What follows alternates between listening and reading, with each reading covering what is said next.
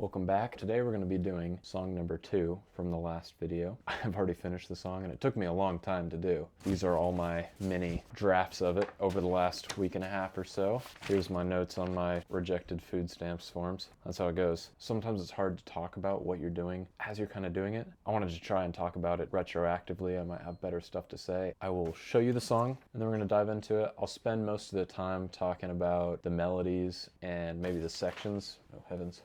If you didn't hear the 20-minute idea, check out the previous video. In that we had "Did you find it all again?" And then we also had the "Oh my love, sa-da-na-na-na-na." We ended up scrapping that first part, which was a part that I actually really liked then, but then as time went on it didn't really fit, and also it's kind of a Mac DeMarco ripoff, Chamber of Reflection. Anyway, full song. I think I'm calling it Starting Over.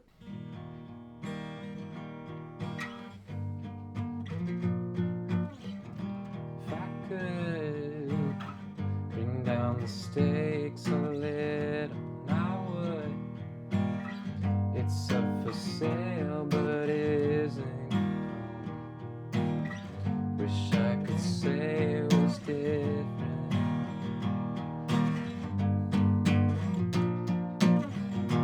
For you,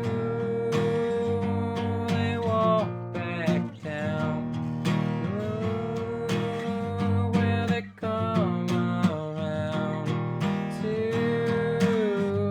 Thought you would stay forever. Thought you would stay. The streets are long, the cars are full of business, and the walls all old. Years of hand-drawn pictures and the tables tall, as sacred as the seating in the rooms are home to the owners of their whole memory, who are starting over so suddenly.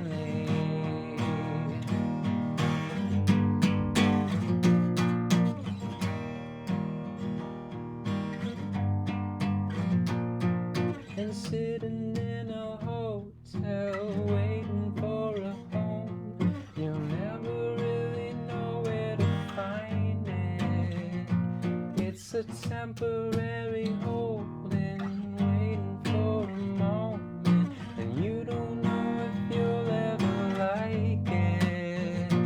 But you don't see the past, you only look ahead, and you won't get revenge, even if it would be best. You're starting over, you knew. Yeah, you're starting over, you knew. And it won't be long, 'cause cars are full of business and the walls are old. Years of hand-drawn pictures and the rooms are home, as sacred as the seating and the rooms are home to the owners of the whole memory, who are starting over so suddenly.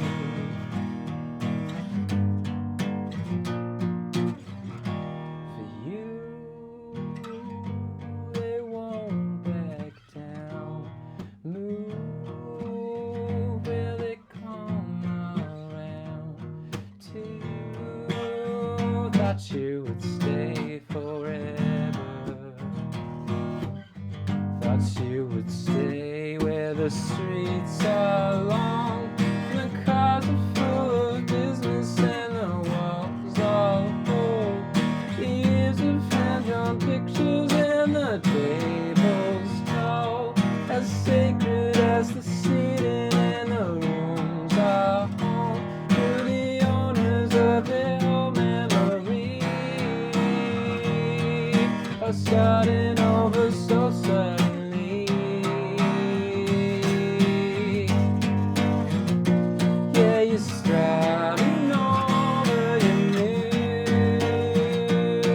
You're starting over, you knew. Yeah, you're starting over, you knew. Yeah, you're starting over. Okay, so that's what I got. It's completely different, but I'll kind of break down how I came up with some of those parts. So the first thing I kind of want to talk about, the tuning I ended up going with. I just had drop C sharp, which sounds ugly on its own, but we found this chord. Oh, there's always a good chord in any tuning. I swear, you just gotta find it. And we found this, right?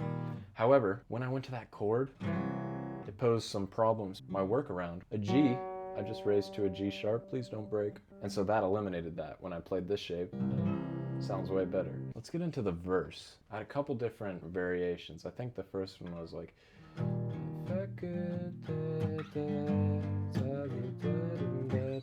something like that. There's so much going on in the song, especially in that chorus. There's so many words at once that I was like, okay, how can I kind of contrast that? So the verse I ended up settling on was, if I could bring down the stakes a little. And actually, you know what? I should talk about the pre-chorus, because that was the first kind of change I came up with. And the pre is, for you, I won't back down.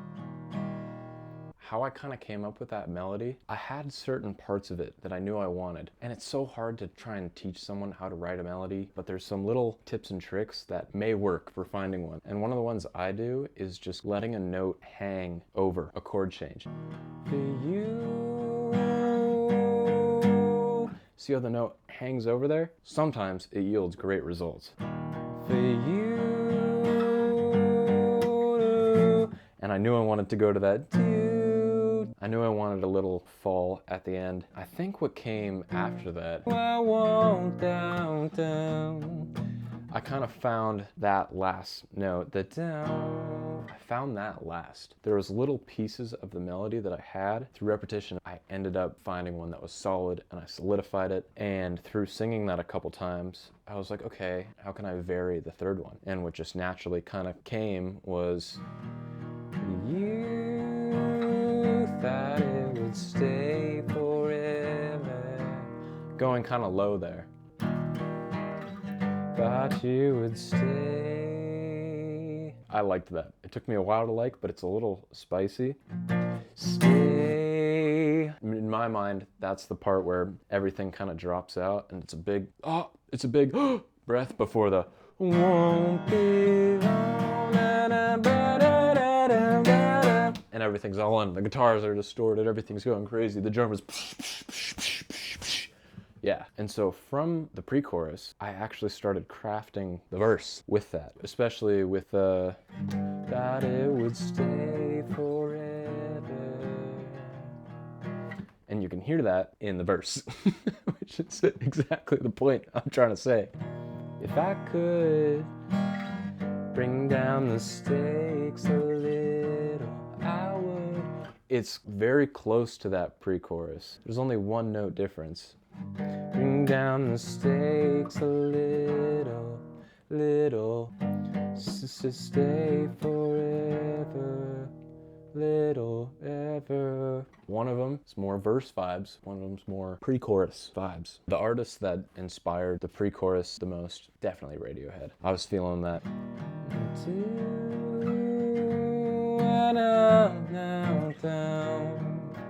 I don't know, I saw it as Radiohead.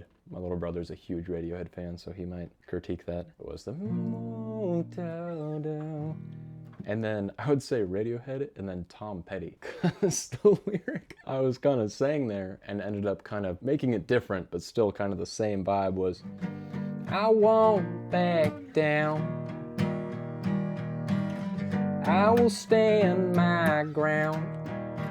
And it just kind of worked. So try combining two artists that have hardly anything in common, and hopefully you'll find a melody you like. Hot in here, it's getting hot. Should we take, the jacket? Brief side note, this is a band I'm in, Foxtide. We're going on tour. We have a show in San Diego, December 7th at Soma Side Stage. Be there. Okay, so that's the verse, and that's the pre. Then we had the chorus. In the 20-minute video, I accidentally went to that change because I was singing, won't be long, and I didn't like it then, but now it's like my favorite part of it. It's such a nice change going to that.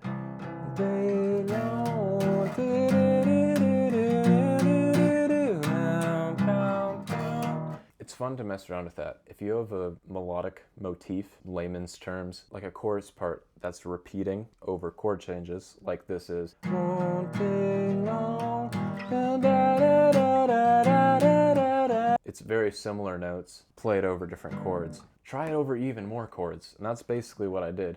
Won't belong to something that is different, and I won't. And then you gotta kind of find the note, because it'll be different over a different chord. So I was like, won't. That same note that we sang over this chord won't work over this. So then you gotta kind of find it. It won't. There it is.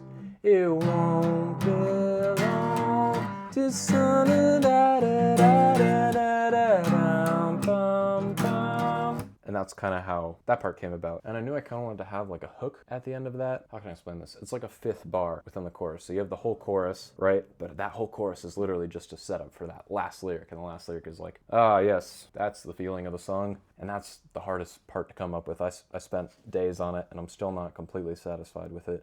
Streets are long and the cars are full of business and the walls are old.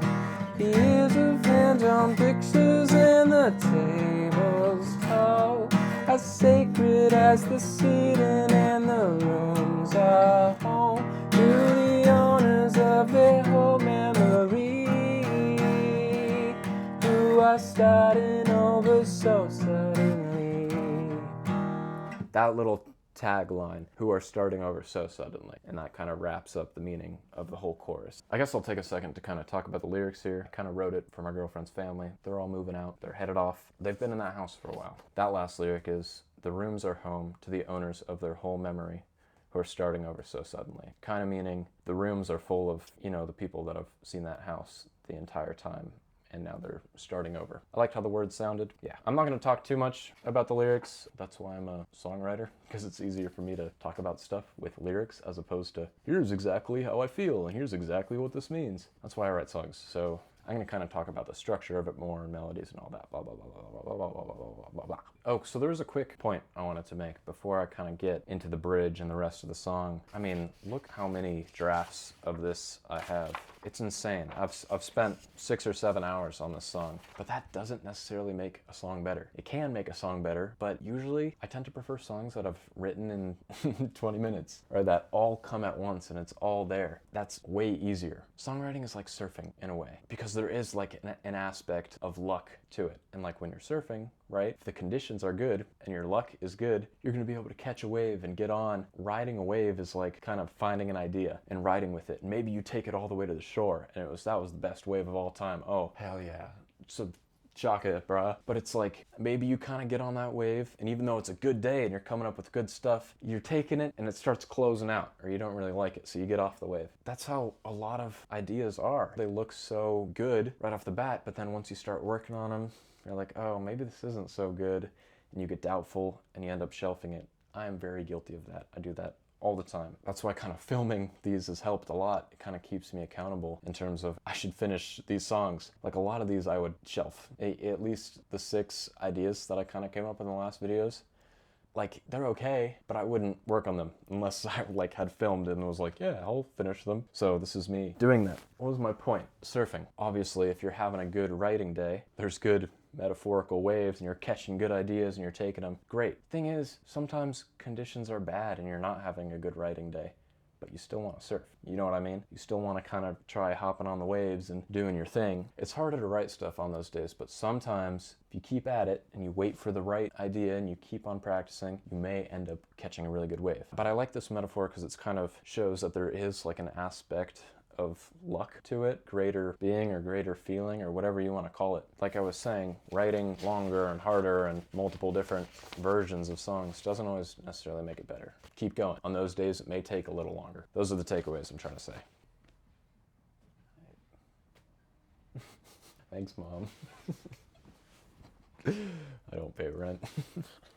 Okay. Let's go over to the bridge. The bridge ended up being my favorite part of the whole song. My favorite bridges are ones that shift kind of the rhythm or the dynamic. A band that's really good at that is Cage the Elephant. They have a lot of examples of songs that are really taken to another place by their bridge. Come a Little Closer Than You See, that's like one of my favorite bridges of all times. But literally any of their bridges. If you're looking for bridge writing references, check out Cage the Elephant. It's helpful to go into a part with that kind of pre-indexed in your mind of, oh, this is a bridge. How can I make this different than everything before? And so I knew I kind of wanted maybe like a palm mutey part,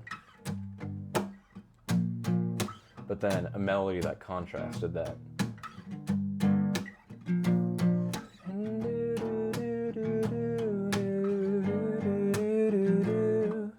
And I really like that. I've been a fan of melodies that or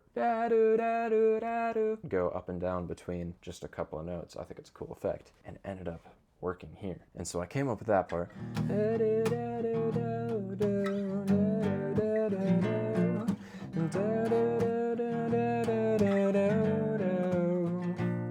I was like, oh, I should do that twice. That's what makes things catchy, is just doing them over and over again.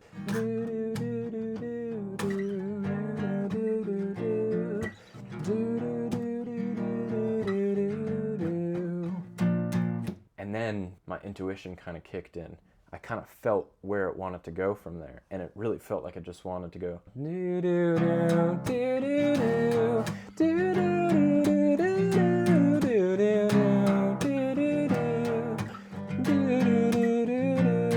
Which just felt so good. It felt like a huge resolution. Originally, I had it singing that melody 4 times, but I was like, okay, what if we just did that twice and came up with something more catchy that's kind of alludes back to the chorus of like starting over. What can I say with that? And after messing around with a little while, I came up with a starting over, you knew. You're starting over, you knew. It won't be long. In that bridge, that last part, that starting over, you're new, I was like, oh, that's a really good part. Like, I should have that, like a reprise of that at the end of the song. I like when songs do that.